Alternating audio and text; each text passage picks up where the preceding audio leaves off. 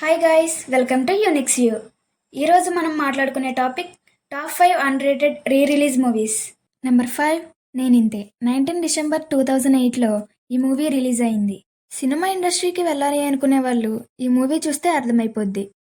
అసలు సినిమా ఎలా తీస్తారో, డైరెక్షన్ ఎలా చేస్తారో, సినిమా తీసిన తర్వాత ఆ సినిమా హిట్టా ఫ్లాపా, హిట్ అయితే ఎలా ఉంటుంది, ఫ్లాప్ అయితే ఎలా ఉంటుంది, సినిమా వెనకాల ఉన్న కష్టాన్ని పూరి ఎలా చూపించాడు అనేది ఈ సినిమా.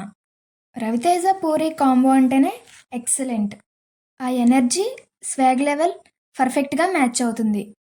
రవితేజ చెప్పే డైలాగ్స్ తన మనస్సు నుంచి వచ్చినట్టు చాలా హార్డ్గా ఉంటాయి. రవితేజ ఇండస్ట్రీకి వచ్చిన కొత్తలో అసిస్టెంట్ డైరెక్టర్గా వర్క్ చేయడంతో ఈ రోల్ అతనికి చాలా సులువైంది అండ్ 100% జస్టిఫై చేశారు.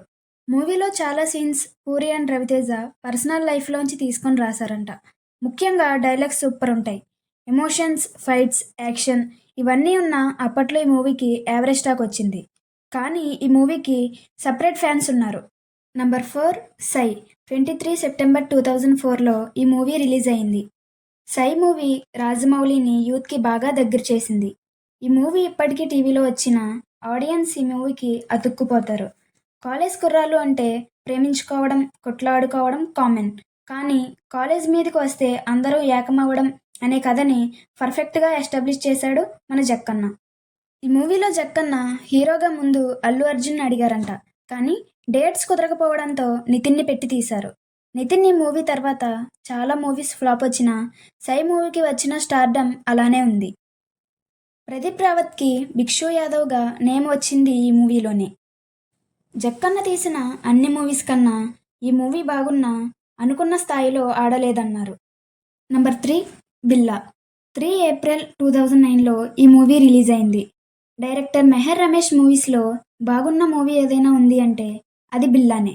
బిల్లా డౌట్ లేకుండా రోల్కి ప్రభాస్ కాకుండా ఇంకెవరిని ఊహించుకోలేమేమో. ముఖ్యంగా ఇంట్రోలో బిల్లా హెలికాప్టర్లోంచి దిగి అలా వాక్ చేస్తూ గన్స్ తీయడం, ఆపోజిట్ గ్యాంగ్స్ మీద ఫైర్ చేసి ఎస్కేప్ అవ్వడం అదిరిపోతుంది. ప్రభాస్ ఈ మూవీలో బిల్లాగా క్లాస్, రంగాగా మాస్, యాక్షన్ సూపర్ ఉంటుంది. ఫ్యాన్స్ అయితే అంత స్టైలిష్గా తమ హీరోని చూస్తాం అనుకోనుండరు.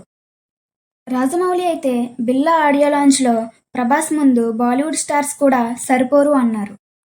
అంతా ఒక ఎత్తు అయితే బ్యాక్గ్రౌండ్లో వచ్చే Manish Sharma BGM and songs ఒక రేంజ్లో ఉంటాయి. మెహర్ రమేష్ గారి taking, Prabhas ultra stylish performance, looks, heroines acting, small suspenses ఇన్ని ఉన్నా ఎందుకో ఈ మూవీ ఆడియన్స్కి ఇంకా ఏదో మిస్ అయ్యింది అన్నట్టు ఉంటుంది. అందుకే ఆడియన్స్కి ఈ మూవీ అంతగా కనెక్ట్ అవ్వలేదు.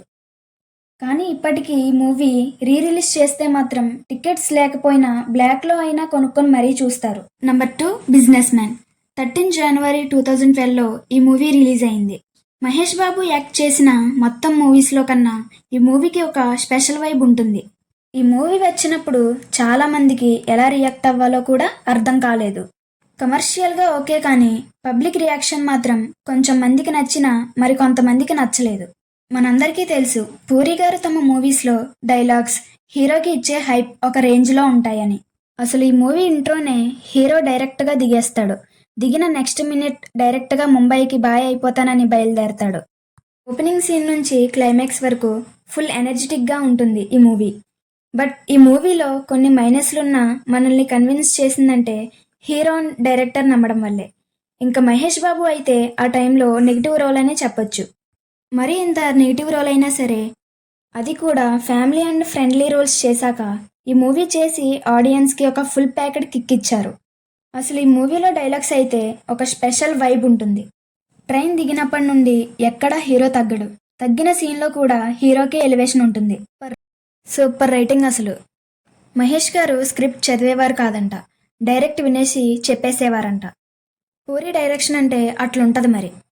ఈ మూవీలో హీరోకి ఉన్న కోపం, చేసే పనులు ఇవన్నీ చూస్తే తన సిచ్యువేషన్లో మనం ఉంటే మనం కూడా అలానే చేస్తామేమో అనిపించేలా ఉంటాయి. ప్రాబబ్లీ అందుకేనేమో ఈ మూవీ డివైస్గా ఉంటుంది చాలా.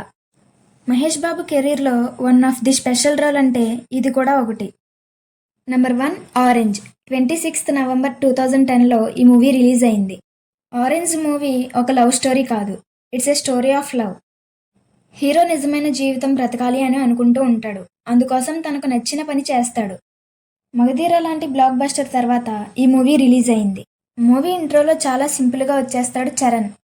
అలా స్లోగా వెళ్ళిపోతున్న మూవీలో అక్కడక్కడ సాంగ్స్ బాగున్నాయి అనిపిస్తుంది తప్ప అసలు మూవీ ముందుకు వెళ్ళదు.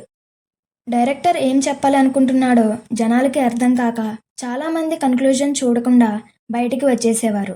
అందుకే ఈ మూవీ ఫ్లాప్ అయింది. మనం ఇప్పటివరకు చెప్పుకుంది ఫ్యాక్ట్ అయినా మూవీ ఎందుకో కల్ట్ క్లాసిక్ అయింది అంటే మూవీలో ఉన్న సోల్ వల్ల. ఇంతకు ముందు మనం చెప్పుకున్న మూవీ క్లైమాక్స్ చూసి ఉంటే మాత్రం ఆ రోజు రిజల్ట్ వేరేలా ఉండేది. ఇంకా ప్లాట్ విషయానికి వస్తే లైఫ్ టైం లవ్ మీద నమ్మకం లేని రామ్ టీచర్తో కలిపి 9 మందిని లవ్ చేస్తాడు. తన 10th లవ్ అయిన జాను రామ్ నుంచి లైఫ్ టైం లవ్ని ఎక్స్పెక్ట్ చేస్తుంది. ఈ లవ్ ఎంతవరకు సక్సెస్ అయింది? రామ్ ఫాలో అవుతున్న బిలీవింగ్ కరెక్టా కాదా? లైఫ్ టైం లవ్ నిజంగా ఉందా లేదా? ఇదే మూవీ యొక్క మెయిన్ థీమ్. కథగా చూస్తే ఇప్పటికీ ఇది స్ట్రాంగ్ కంటెంట్ కాకపోవచ్చు. బట్ రియల్ లైఫ్లో ప్రతి ఒక్కరూ వేసుకోవాల్సిన క్వశ్చన్ మార్క్ని ఈ మూవీతో వేశాడు బొమ్మరిల్లు భాస్కర్. కొన్ని సీన్స్ బాగున్నా మూవీ అంతగా లేకపోయినా మ్యూజికల్గా సూపర్ ఉంటుంది. ఇటువంటి మూవీస్కి యూత్ బాగా కనెక్ట్ అవుతారు.